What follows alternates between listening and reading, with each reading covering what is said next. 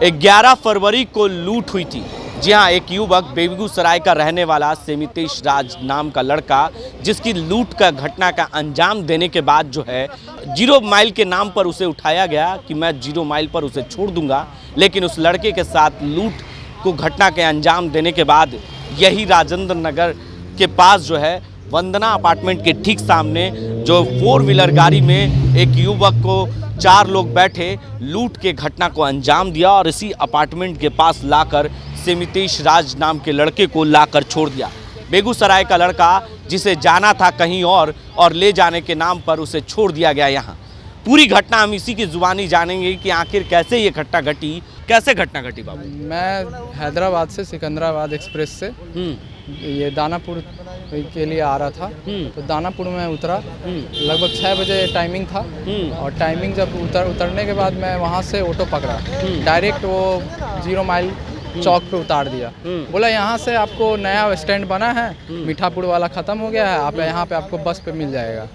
तो मैं सोचा कि ऑटो मिलेगा या बस ही मिलेगा। तो मैं देखने खड़ा था, चौक पे खड़ा था। तो खड़ा रहने के कारण एक कार आई, वो बोली कि मैं बैरिया बस स्टैंड जा रहा हूँ। मैं इसीलिए चढ़ गया, वो बोले मैं पहुँचा दूँगा आपको। तो मैं इसीलिए चढ़ गया, 4 आदमी तो उसमें पहले से मौजूद थे। तो उसी हिसाब से मैं क्या कहते हैं चढ़ गया उस पर। और चढ़ने के बाद उसी बीच में क्या कहते हैं वो मेरा क्या कहते हैं फ़ोन, सारा सामान, लैपटॉप, बैग वगैरह, उसमें सारा डॉक्यूमेंट था, पैन कार्ड, आधार कार्ड, बैंक स्टेटमेंट, सारा पासबुक, चेकबुक सब ले करके बंदूक दिखा करके मुझे यहाँ पे उतार दिया। और गाड़ी को बहुत जगह पे उतारा? एग्जैक्ट यही लोकेशन था। ये कौन सा जगह है? ये वंदना अपार्टमेंट पे आपको उतार दिए। और फिर मैं क्या कहते हैं ये सामने में क्या कहते हैं ये वकील है, राम स्वामी ये वकील है, उन्होंने बहुत मेरा मदद किया। अब मदद करने पे उन्होंने आधार स्कैन करके बोले कि जाओ अगम कुआं, क्या कहते हैं नज़दीक यहाँ का कदम कुआं नज़दीक यहाँ का ये है थाना है। तो इसी थाना में जाकर के ये क्या कहते हैं जाके FIR लिखाओ। FIR लिखाने के बाद वो गया मैं, तो वहाँ पे FIR ले लिया? नहीं, मैं गया, मैं बोला ऐसे ये हुआ 0 माइल से। वो बोले कि क्या कहते हैं नहीं तुम क्या कहते हैं 0 माइल गोपालपुरा थाना जाओ। यहाँ इतना बोले कि मैं डर गया। वैसे भी मैं डरा ही हुआ था पहले से, मेरे साथ इतना घटना इतना एकदम हो चुका था, बहुत परेशान भी था। तो मैं सोचा ज़्यादा बोलूँगा क्या पता मुझे ही डांटने और बोलने लग जाएंगे, इसलिए मैं फिर बाहर में 2 पुलिस थे बैठे हुए, उनसे पूछा कि क्या कहते हैं ये कहाँ पे कैसे जाना हो, गोपालपुरा थाना। तो मैं फिर बाद में सोचा कि मैं अब क्या करूं, और समझ में नहीं आ रहा था। तो मेरे रिश्तेदार थे, वो लोग भी कॉल किए।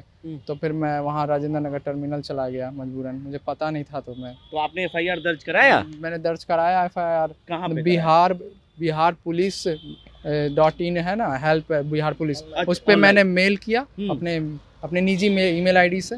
और मेल करने के बाद उन्होंने रिस्पांस दिया कि आप ये इस नंबर है WhatsApp नंबर, इस पे आप फ़ोटो भेज दीजिए जितना भी FIR का है। और उसके बाद उन्होंने टोकन नंबर दिया।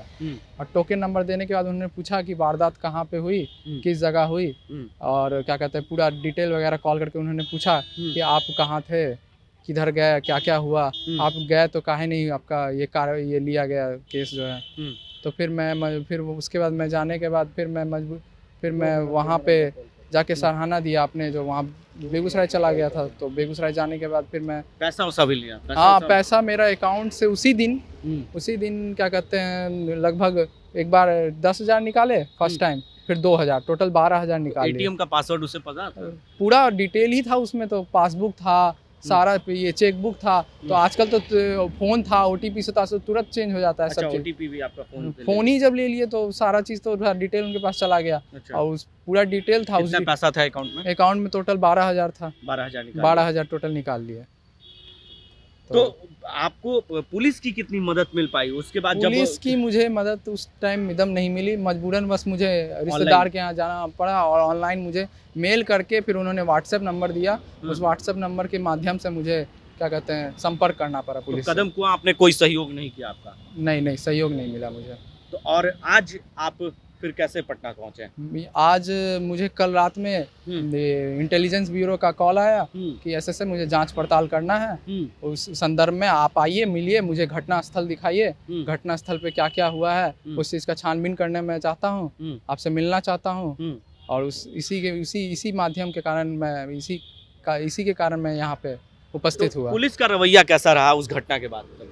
पुलिस का रवैया उस टाइम तो कोई सहयोग नहीं दिया, मैं डरा हुआ भी था, समा हुआ तो वो सीधा बोले जाओ, तो मैं मजबूरन बस में क्या करता है, मैं तो आ रहा था थका हुआ, हारा था, एकदम परेशान था। कहाँ से आ रहे थे? सिकंदराबाद से आ रहा था। जाना कहाँ था? जाना था मुझे बेगूसराय। और पटना आप उतर गए थे? पटना उतर गए बस से थे जाने के लिए। बस ये तो देखिए तो देखिए डिटेल्स इस युवक ने पूरी आप बीती बताई और उनके पिता भी साथ आए हैं और अब जो है इसकी पूरी जांच जो है आईबी की टीम कर रही है। और जब कदमकुआं थाने में इस युवक ने अपनी एफआईआर दर्ज कराने गए उस वक्त थाने में एफआईआर दर्ज लेने से मना कर दिया, क्योंकि दो थाने के बीच जो मामला फंस जाता है जिसके वजह से पुलिस आनाकानी करती है और मजबूरन जो युवक है या ऐसे कोई भी जो भी युवक जिसके साथ घटना घटती है उसके साथ इस तरह की बीती देखने को मिलती है। लेकिन पुलिस का जो रवैया है वो कहना बहुत ही मुश्किल है। जिस तरीके से लगातार घटनाएं आपराधिक घट रही है बिहार में, पटना में खास तौर पे, और बिहार की राजधानी है और राजेंद्र नगर इलाके में ये घटना घटी है और ये वंदना अपार्टमेंट है, ठीक उसके सामने ये घटना घटी है और आईवी की टीम पूरी इस पर मामले पर जांच कर रही है। जब युवक जो है वो ऑनलाइन जो है अपनी एफआईआर दर्ज करता है, जो व्यक्ति पढ़े लिखे हैं उन्हें तो ये जानकारियां हैं, लेकिन जो नागरिक अगर पढ़े लिखे नहीं उन्हें थोड़ी समस्याएं होती है और पुलिस का रवैया आपके सामने है। आगे की अपडेट्स के लिए आप बने रहें 10 डी न्यूज़ के साथ और देखते रहें 10 डी न्यूज़।